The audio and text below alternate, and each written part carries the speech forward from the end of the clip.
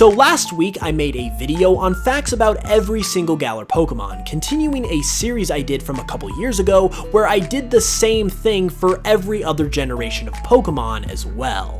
Because of the number of Galar Pokemon we have to cover though, as well as the time it takes to cover a fact about every one of them, I had to split the video up into two parts. So last week was the first part, and in today's video we are going to be covering the second part and the rest of the Galar Pokemon we know of so far. I say so far because obviously, as you probably know, we got the announcement of the Sword and Shield expansion pass, which is going to be introducing new Pokemon and actually did introduce a few new already. So because I don't want to wait the whole year just for the sake of maybe a couple more new Pokemon we could get in the expansions, I'm just going to cover everyone we know of so far right now, including the ones we got in the expansion pass trailer, and then if we get more later on, I will cover those as well in a follow-up video which will be linked in the iCard once that video is eventually up months down the line. With all of that being said though, why don't we go ahead and just get to it? These are facts about every single Galar Pokemon so far, part 2. Starting off with Sizzlipede, Sizzlipede's fire bug type, despite only being shared with one other group of Pokemon, the Volcarona line, is the only family of bug types in Generation 8 without a completely unique type combination, with Orbeetle's family being the only bug psychic types and the Frostmoth family being the only ice bug type. Its evolution Centiskorch at 9 feet 10 inches is now officially the tallest bug-type Pokemon currently in existence. Despite being a fighting type that is equipped with literal boxing gloves in its design, Clobbopus is unable to learn any punching moves by level up, and only learns 2 of them by TMTR, that being Mega Punch and Ice Punch, and even then it can't even learn the other 2 elemental punch moves that seem like a given, Thunder Punch and Fire Punch. Graplocked, as an octopus Pokemon who is pure fighting type, is very likely inspired by the octopus wrestling that was popular on the west coast of the US during the 1960s, which essentially involved someone wrestling with an octopus and trying to bring it to the surface of the water. This also explains why its shiny coloration is very reminiscent of a Mexican or Spanish luchador. You've probably heard by now that Sinistea actually has 2 different forms, an authentic form and a forgery form. Well, one very interesting thing about the authentic form, despite being extremely rare, is that you are also unable to breed an authentic form Sinistea, meaning that the only way you can get it is by encountering it in the wild, making it that much more rare. Its evolution Poltegeist's last move it learns by level up is Curse, which it also learns at level 66. Given the fact that Poltegeist is a ghost type as well, this is most likely not a coincidence. Hatenna, as well as the rest of its evolution line, could definitely be considered a counterpart to the Impidimp family, as not only are both Pokemon male and female exclusive, female for Hatenna, Impidimp for male, but they also both evolve at levels 32 and 42 respectively. Their final evolutions are also both at least part fairy-type Pokemon who also have identical base experience and catch rates, and each Pokemon in each evolution line also has the exact same base stat total as their counterpart does from the opposite family.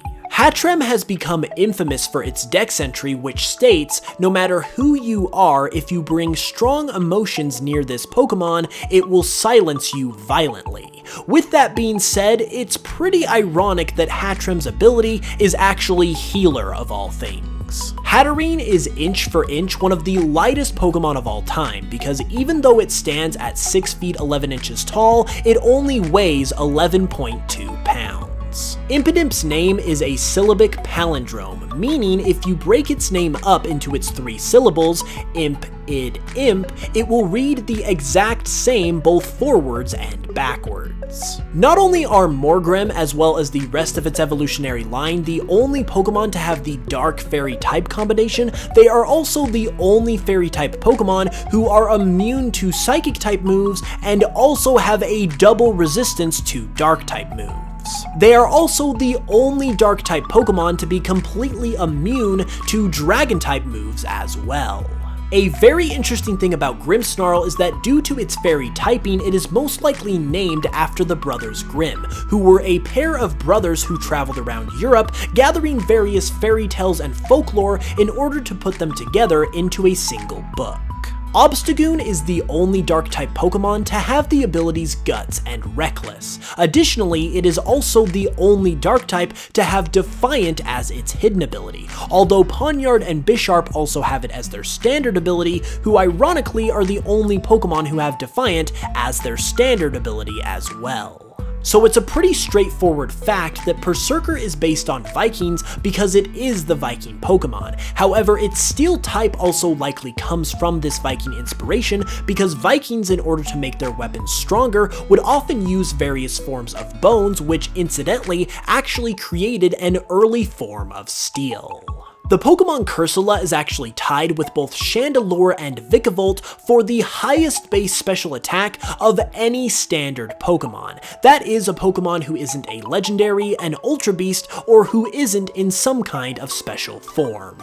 The reason why Sirfetch'd finally evolves from Farfetch'd in Generation 8 is because their signature leek is actually a national symbol in Wales, which is in the UK, which is where Galar is based. Additionally, Sirfetch'd is also likely inspired by the famous Sir Lancelot, as Sir Lancelot was also known as the White Knight, and as we can see, Sirfetch'd is also kind of a white knight of his own. An interesting thing about Mr. Rhyme is that he's actually based on famous comedian and actor Charlie Chaplin, who is also from the UK. And while not officially confirmed, it is interesting to note that its pre-evolution Mr. Mime can be found on Route 10 right outside Wyndon, which is based on London where Chaplin was born. And its seemingly unusual ice type could be a reference to the fact that Charlie Chaplin died on Christmas Day in 1977. Meanwhile, the Pokemon Runerigus' attack and special attack stat are actually reversed from that of its Univin counterpart, Cofagrigus. Milcery, by far, is able to evolve with the highest number of held items of any such Pokemon that uses the held item evolution method, being able to use 7 different items in order to evolve, even if into the same Pokemon, while the next closest Pokemon, Clamperl, is only able to use 2. Additionally, its evolution Alchemy also has more forms than any other Pokemon currently in existence, with 63 total forms, 70 if you count its shiny variants. Similar to Centiskorch becoming the tallest Bug-type Pokemon, Phalanx has also become the tallest Fighting-type Pokemon, also with a height just like Centiskorch of 9 feet 10 inches tall. Moving on, Pincurchin actually has the lowest base speed of any electric-type Pokemon, with a base stat of just 15 in that category. And speaking of low base stats, Snom also has the lowest base stat total period of any ice-type Pokemon. You might have thought that Frostmoth, as the very first ice bug type Pokemon and an ice bug in general, might have just been a creation of the Pokemon world with no real equivalent in our own world.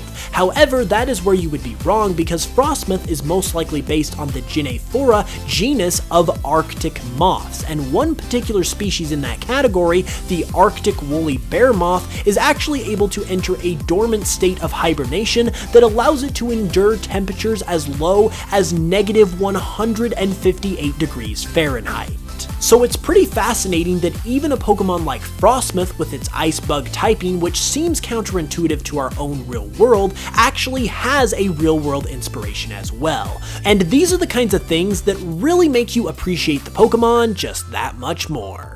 You would think as a rock-type Pokemon that Stonejourner would be fairly defensive, but when it comes to special defense, it is literally the exact opposite, as Stonejourner is tied for the lowest base special defense stat of any Pokemon, tied with the likes of Magikarp, Carvanha, Igglybuff, Caterpie, Weedle, and Attack Form Deoxys. Yikes. The Pokemon Ice-Q has two different forms, its Ice Face form and its Noise Face form for when it loses the ice on its head.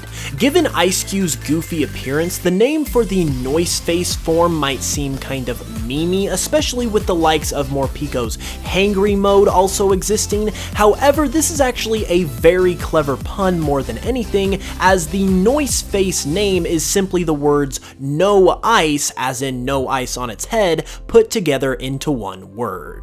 Indeedee is one of the more interesting looking Pokemon that comes out of Generation 8, and it's also got a very interesting fact to go along with that as well, as Indeedee is the only Pokemon whose genders are version exclusive in the wild, with Sword only having the male version in the wild and Shield only having the female one. However, you are able to get both in both games through breeding. It's kind of ironic given that Morpeko is a Pikachu clone, but believe it or not, it is actually a pretty unique Pokemon, as not only is it the only Pokemon currently with the electric dark type combination, but it is also the only Pokemon with a base stat total of 436, and it also has its own unique signature ability that only it can have, as well as its own unique signature move or a will that only it can learn. Cufant is Pokemon number 878 in the National Pokedex, and 878 just so happens to be an area code for the area of Pittsburgh, Pennsylvania, which is known as the Steel City. This might be a coincidence, but it's also very fitting either way, considering that Cufant is a pure Steel type. Copperaj's height is 9 feet 10 inches tall, which oddly enough seems to be a favorite height of Galar Pokemon, as it is shared by at least Phalanx, Centiskorch, and Dragapult. Dracozolt, along with the rest of the Galar fossils Arctozolt, Dracovish, and Arctovish, are the very first fossil Pokemon to not only not be rock type, but also to not have a gender. Arctozolt's species name is the fossil Pokemon, which it shares with all of the other Galar fossil Pokemon, as well as Aerodactyl, and this is actually extremely ironic considering these are all of the fossil Pokemon who don't actually come from a traditional fossil. The Galar Pokemon are of course two halves of two different fossils, and Aerodactyl comes from the old Amber. When it comes to Dracovish, the fossilized fish and the fossilized drake that make it up actually have a mix-up within your inventory, as if you look at the sprite for the fossilized fish, it actually looks visually like the fossilized drake would look, and if you look at the fossilized drake, it actually appears as if it should be the fossilized fish. Arctovish, as well as the rest of the Galar fossils, are the only fossil Pokemon to have a signature move. Granted, each fossil shares their move with one other, but that kinda makes sense given they also share half of their bodies. With that said, Arctovish and Dracovish are the only Pokemon who can learn the move Vicious Rend, while Dracozolt and Arctozolt are the only ones who can learn Bolt Beak. This one might have been kind of obvious, but Duraludon's Gigantamax form is actually based on the tallest building in London, and if I'm not mistaken, the tallest building in the UK, which is known as the Shard. Moving on to the pseudo-legendary, Dreepy is the only first stage of a pseudo-legendary Pokemon that does not have a base stat total of 300, instead having 270. This likely goes along with Dreepy's backstory of being a very weak Pokemon. Dracloak evolves from Dreepy at level 50 and then only takes 10 more levels to evolve into Dragapult at level 60. This earns Dracloak the honor of requiring the least amount of levels of any Pokemon to evolve into its third stage compared to how many levels it took to evolve into its second stage. Its final evolution Dragapult also has a lot of unique stat-based facts that it can claim about itself, because while it does have the lowest base special defense stat of any pseudo-legendary Pokemon, it also has the highest base speed of any pseudo-legendary Pokemon and the highest base speed of any ghost-type Pokemon as well. Moving on to the legendary Pokemon now, Zacian in its crowned sword form has the highest base attack stat of any fairy-type Pokemon, as well as the highest base speed of any fairy or steel-type Pokemon as well. Zamazenta, as well as Zacian for that matter, and even Eternatus are all very likely based on the story of St. George and the Dragon. St. George is England's patron saint, and there is a legend of him slaying a dragon that has been retold in many different versions, with one of those versions saying that the dragon that St. George killed was a venomous one, and it just so happens that Eternatus is a poison dragon type, and obviously Zacian and Zamazenta have to slay this dragon at the end of the game with your help, so it's very likely that the story of Sword and Shield is mimicking this legendary story from England's history.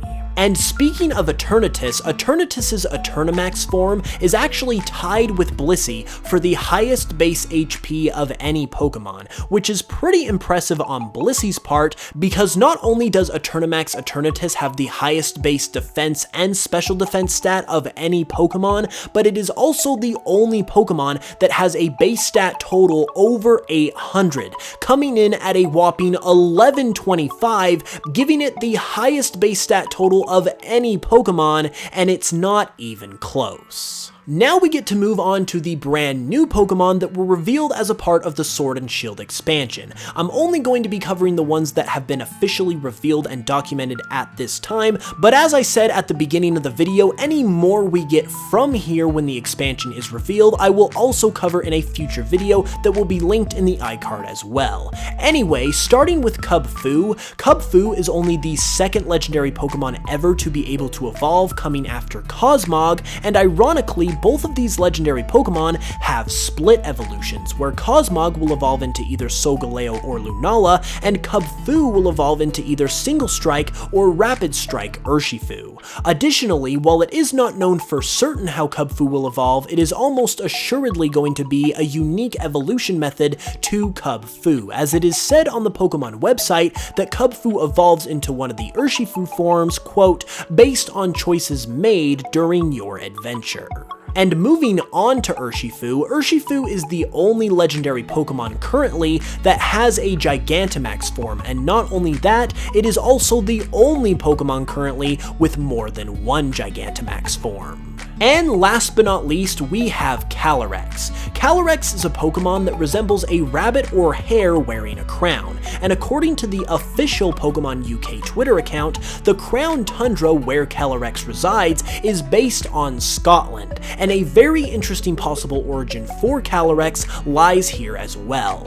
In historical Scotland, there was a district known as Cunningham, whose name derived from words meaning rabbit and village. Additionally, there was a prominent family or clan, as it was known in Scotland, known as the Cunningham Clan, and these guys were essentially royalty, as not only did a former capital of Scotland, Irvine, serve as the capital of Cunningham, but the clan also had their own family crest, which consisted in part of two rabbits. The rabbits were placed in the crest as a visual pun of sorts, as a British term for rabbit, coney, sounds very similar to Koenig, a word meaning king, which could very well be the reason why Calor Ex is the king Pokemon with a crown and everything that also resembles a rabbit.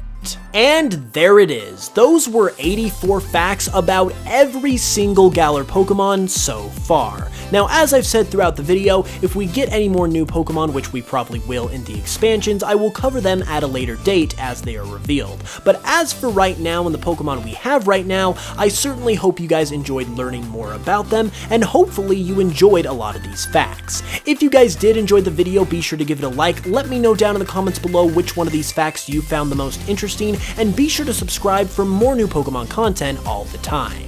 You can also check me out on Spotify if you would like to support the channel further and listen to some of my Pokemon remixes there, and you can check out my Pokemon Cardinal project if you haven't yet, both of which massively support the channel. With all of that being said, I'll be back on Tuesday with another video, so be sure to hit that notification bell so you can know when it goes live, and with all of that being said, I love you guys very much, and until the next one, as always, I will smell you guys later.